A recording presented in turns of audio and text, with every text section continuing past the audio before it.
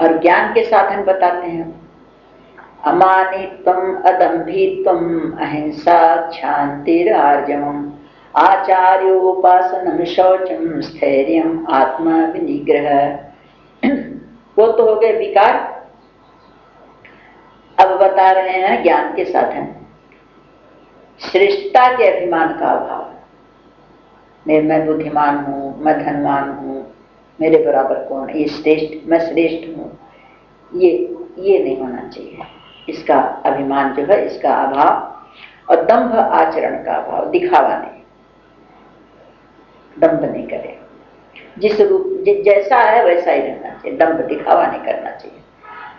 और किसी भी प्राणी को किसी प्रकार भी नहीं सताना, यह अहिंसा। अहिंसा केवल जान मारना ही नहीं है, किसी के प्रति मन में भी बुरा भाव लाना, वो भी उसकी अहिंसा है। क्यों? मन के भाव किसी से छिपे नहीं रहते हैं।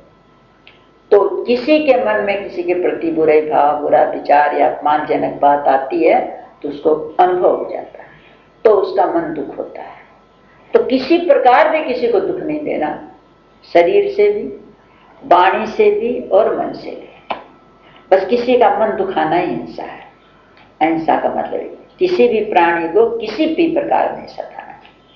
और क्षमा भाव, भाई अपने परिवार में ही है, नौकर है, चाकर, किसी से गलती हो गई तो क्षमा कर दो। अपने ही दांत से अपनी जीभ कट जाए तो क्या दांतों को सजा थोड़ी देते हैं? इसी तरह से कोई अपनी गलती होगी तो उसे क्षमा करते हैं। ये भी एक शक्ति है।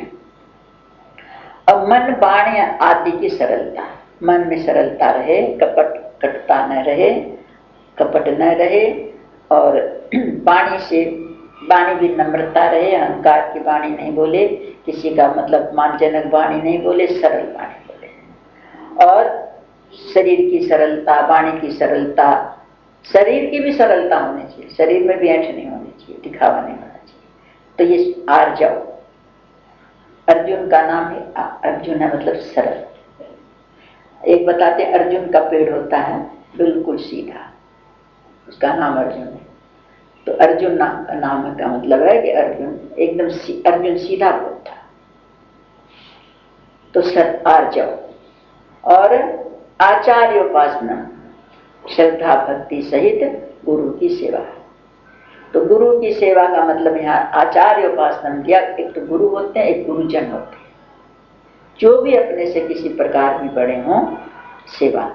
तो एक तो सेवा होती है शरीर की, तो वो शरीर की सेवा तो हर समय कोई नहीं कर सकता, मान ले गुरु अपना पास कहाँ रह सकते हैं। तो सबसे बड़ी सेवा है उनके सुख दुख का ख्याल करना, आज्ञा का पालन करना, उनके उपदेशों को जीवन में धारण करना। गुरु की आज्ञा का पालन करना सबसे बड़ी गुरु की सेवा है। और बाहर की शुद्धि, भीतर की शुद्धि। बाहर की शरीर की शुद्धि स्नान आदि से, मिट्टी से, साबुन से समझो। और वस्त्र शुद्ध होने चाहिए। वस्त्र ये कीमती हो, भड़कीले हो, चमकीले हो, ऐसे नहीं। गुरु जी कहते थे सादे वस्त्र हो और गंदे न, पुराने हैं कोई हर्ज नहीं है, गंदे नहीं होना चाहिए। एक जगह सत्संग हो रहा था किसी संत का, तो एक बहुत ही आदमी, एक गंदा कपड़े पहने हुए आदमी सामने आके बैठ गया, बिल्कुल सामने, और बहुत गंदे कपड़े पहना था। तो जब तक करते रहे प्रवचन, जब ध्यान उधर गया उनका, तो उन्होंने कहा भैया तुम उधर जाके बैठो, तुम इतनी बाहर की शुद्धि नहीं रख सकते तो भीतर तुम कहां शुद्धि करोगे? और लोगों पर भी प्रभाव पड़ेगा इसका। तो उस कपड़े धुले हुए साफ होना चाहिए। कहते थे गुरु जी फटे हो, सीले हो तो कोई अर्ज नहीं, लेकिन गंदे नहीं होना चाहिए। एक बात और है करनी, इसका कपड़ों का भी और अपने मतलब ढंग ढांचे का भी भीतर प्रभाव पड़ता है। समय के अनुसार कपड़े अपने पहनता है ना, तो मनुष्य के अंदर आत्मविश्वास बल रहता है अपना। अब जो कचहरी में लोग जाते हैं तो वो कपड़े उस हिसाब से कपड़े पहन के जाते हैं, क्यों? उसका एक प्रभाव रहता है मन में, बढ़ती का। एक चपरासी भी होता है, ये जो चौरस्ते पर खड़े होते हैं, इनको वर्दी का असर आ जाता है तो गाड़ी जाए तो प्रधानमंत्री की गाड़ी पर भी रोक सकते हैं। जो वर्दी का बहुत असर पड़ता मनुष्य के विचारों पर, मन पर। तो वर्दी का अपने समय के अनुकूल वर्दी का ख्याल रखना चाहिए। ऑफिस में है तो ऑफिस की वर्दी पहनना चाहिए, वकील है तो वकील की वर्दी पहन के जाएगा तभी उसका अपना काम कर सकता है। परिवार में आकर के वकील का कपड़ा पहन के वो वकील बन के रहे तो उसमें आनंद नहीं है उसमें। तो जिस पोस्ट पर जिस समय रहे उसके अनुसार मनुष्य को अपना भेष भी बना के रखना चाहिए। भेष का भी बहुत प्रभाव पड़ता है। तो बाहर भीतर की शुद्धि और अंतःकरण की स्थिरता।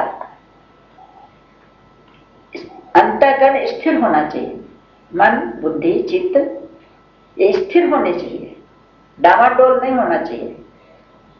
गया जी गए गया राम, जमुना जी गए जमुना राम, गंगा गए गंगा राम, ऐसा नहीं होना चाहिए। अपना अपने कर्तव्य पर, अपने धर्म पर, अपने इष्ट पर, अपने मंत्र पर, अपने गुरु पर और अपने जीवन पर स्थिरता होनी चाहिए।